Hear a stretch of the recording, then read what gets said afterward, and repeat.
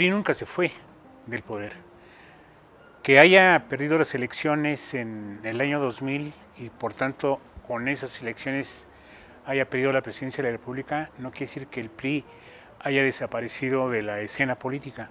Por el contrario, yo creo que tuvo un ayuno presidencial que le sirvió como una especie de estímulo, de acicate, para poder tal vez planear una estrategia que 12 años después lo regresa precisamente al poder desde donde fue echado.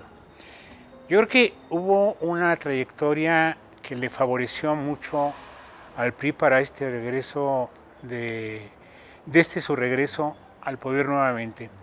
Y uno de ellos, que me parece que es fundamental de mencionar, es el hecho de que los dos gobiernos panistas que duraron de 2000 a 2012, encabezados respectivamente por Vicente Fox y por Felipe Calderón, fueron gobiernos que el primero, generó muchas expectativas que no las cumplió. Y el otro, pienso yo, tuvo un nivel de legitimidad que trató de compensar con una estrategia de guerra que sencillamente le restó legitimidad, y ambas cosas o ambos sexenios contribuyen mucho, porque puede decirse que un mal gobierno panista sin hacer nada del PRI le reditúa al PRI precisamente lo que no tuvo nada que hacer, sino sencillamente cobrar. Creo que el cobro de la factura por parte del PRI por los malos gobiernos del PAN es precisamente uno de los factores que puede explicar precisamente ese regreso. Contribuye también, diría yo, que el Partido de la Revolución Democrática es un partido que empezó por una decisión del propio partido, encabezado, si lo recordamos, por Cuauhtémoc Cárdenas y por Porfirio Muñoz Ledo. Sin embargo, en los últimos años lo que presenciamos de lo que podría ser o haber sido una izquierda moderna mexicana encabezada por un partido político, lo que más bien se dio fue un proceso de fragmentación, que es lo que conocemos en este momento como la tribalización, el conjunto de tribus corrientes en torno del mismo partido, pero partido que entonces, en vez de tener una cohesión mínima, lo que tiene es una confrontación y conflicto tribal que precisamente hace que no pueda tener una presencia coherente, no tenga una propuesta integral de los problemas del país. Por tanto, yo diría que es la oposición lo que fueron los partidos de oposición, el PAN por una parte, que fue partido de oposición desde 1939 hasta 2000, o sea, 61 años cuando llega al poder, y después sus malos gobiernos, y por otra parte un partido que nace con muchas expectativas también de intentar modernizar o representar un segmento muy descuidado de la sociedad mexicana, que es ese segmento progresista, liberal. Se ven precisamente, son los factores que ayudan, más bien dicho, a que el PRI resurja como tal, como un partido que va a tener una posición muy importante dentro del escenario nacional. Al no tener el poder, de alguna manera se vuelve como el fiel de la balanza. Su peor año fue el 2006, cuando ocupa el tercer lugar en la elección presidencial con solo 22%, muy por atrás del PAN y del PRD, que recordemos en esa elección en donde compiten Felipe Calderón y Andrés Manuel López Obrador, hay una diferencia de solamente 0.56%. Sin embargo, ellos tuvieron 36% y 35%, por decirlo en cifras redondas, y el PRI quedó hasta un 22%. Sin embargo, yo creo que hay una cosa que también había que destacar relacionado con el PRI. No es que no haya hecho nada, en efecto no hizo nada, se lo hicieron los otros dos partidos, pero no perdió una cosa que aprendió durante tantos años, que fue partido de Estado. Y como partido de Estado puede decirse que arranca su historia en 1929. Y como partido de Estado, lo que siempre le funcionó fue un arreglo entre las cúpulas, entre las élites, en donde el valor máximo que podría mencionarse es el de la disciplina. Por supuesto que hay excepciones. Yo creo que Carlos Salinas fue un presidente indisciplinado, pero por ejemplo hubo un presidente autoritario y cruel como Díaz Ordaz, pero fue un expresidente muy disciplinado.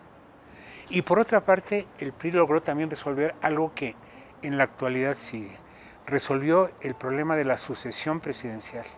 O sea, no hay grupo que dure más allá de 6 años, aunque después algunos puedan seguir en esa rueda de la fortuna siendo parte de la élite gobernante. Sin embargo, es como una especie de lo que diría Daniel Cosío Villegas, la monarquía sexenal. Lo obtuvo el poder, pero por 6 años. Es completamente acotado y no se puede salir de esos parámetros temporales, lo cual permite efectivamente una especie de movilidad política en donde todos participan. Por otra parte, yo diría que el PRI, cuando regresa al poder, regresa con una interrogación muy grande. Si va a ser un PRI reeditado como el anterior o va a ser un PRI nuevo. Yo pienso que es una combinación de ambas cosas. Un PRI nuevo tiene que ser porque hay una sociedad nueva también. Una sociedad que en el momento en que se funda el PRI, pues es una sociedad que tiene 70% de analfabetismo. Ahora hay una conciencia política, nuestro nivel de escolaridad es prácticamente de secundaria completa y eso cambia el nivel de la ciudadanía. Por tanto, entonces el PRI regresa en un contexto social distinto y por tanto tiene que actuar de manera distinta. Sin embargo, el PRI se funda, se forma, funciona, se desarrolla, ha crecido, más que como un partido político, como una maquinaria electoral. Para eso fue diseñada. Y ahora incluso en las elecciones que tuvimos en julio del año pasado, que fueron elecciones locales, destaco 2. La de Veracruz, en donde fue denunciado por sus antiguas prácticas, la compra de votos, el cambio de las despensas por la voluntad ciudadana, sencillamente tratar de hacer lo que antes hacía y que era precisamente base del fraude electoral y de las victorias numerosas en cuanto a votos que obtenía uno tras otro, elección que se presentaba. Nada más por decir algo, hubo un presidente que fue López Portillo que obtuvo 100% de la votación porque no hubo oponente. Hubo el presidente que menos votos ha tenido en la historia del PRI, es precisamente Peña Nieto, que obtuvo nada más el 38% de la votación ciudadana. O sea que se puede decir que tiene prácticamente 3 de cada 5 mexicanos en contra, o 3 de cada 5 mexicanos no votaron por el PRI. Sin embargo, es la mayoría relativa y por tanto, entonces, él es el ganador legítimo de una elección también cuestionada por las prácticas viejas que son las que me parece le cuesta trabajo al PRI sacudirse de ellas, que son la compra de votos, el intercambio, el clientelismo, la presión, el acarreo, las tortas, las gorras, las playeras, etcétera, etcétera.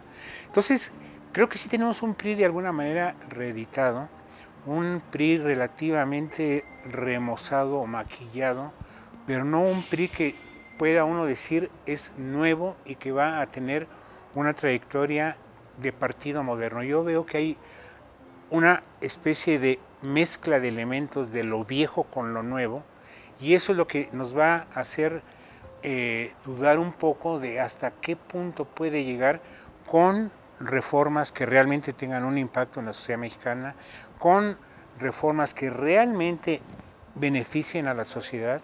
Pongamos el caso de la reforma energética que, pese a su suavidad, entre comillas, pues es una reforma que traiciona de alguna manera el pensamiento cardenista que, a pesar de que lo cita el propio Peña Nieto como la base de esta reforma energética, pues es una reforma que abre el capital extranjero y no es el pensamiento de Cárdenas. Y eso es cuestión de revisarlo y ver, por otra parte, de que si se quiere sanear una empresa tan importante como es esta, pues debe resolver un problema que también acompañó y ha acompañado al PRI en la historia política que lo acompaña.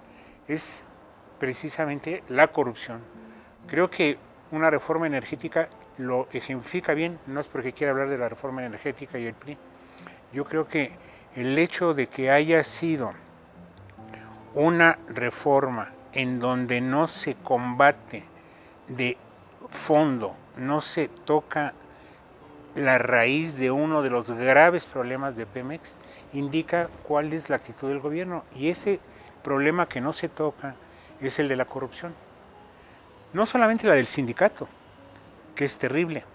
Sabemos bien cómo se maneja su líder petrolero, la familia del líder petrolero, los dispendios del líder petrolero y sus allegados, incluyendo hasta su chofer que sale ahí apostando en el hipódromo de las Américas cantidades espeluznantes de dinero todos los sábados, sino también la propia burocracia sindical, la propia burocracia estatal, la propia burocracia de la empresa. Cuando, por ejemplo, se otorgan contratos a través de ciertas concesiones de dinero, se otorgan contratos que no pueden ser realmente justificados, que teniendo una ganancia del orden de los 225 millones de dólares diarios como lo tuvo en 2012, no sabemos dónde queda ese dinero. Entonces, yo no creo que sea falta de dinero, yo creo que es un problema de corrupción profunda, y eso es lo que llegó de nuevo a Los Pinos, regresó el PRI al poder, pero sencillamente creo que sigue funcionando sobre la base de lo que él mismo fundó, una misma cultura de la que hizo partícipe incluso al PAN, que resultó, yo creo que incluso peor en cuanto a corrupción que lo que es el propio PRI ahora. De todas maneras, estamos al principio de una administración, la de Peña Nieto, han transcurrido todavía ni siquiera 9 meses, hay que dar el beneficio de la duda y veremos qué tanto puede realmente hacer por una sociedad que efectivamente sigue siendo muy pobre, que sigue siendo muy desigual y que efectivamente necesita de cambios profundos para que el nivel de vida, el nivel de bienestar de su sociedad pueda verse incrementado.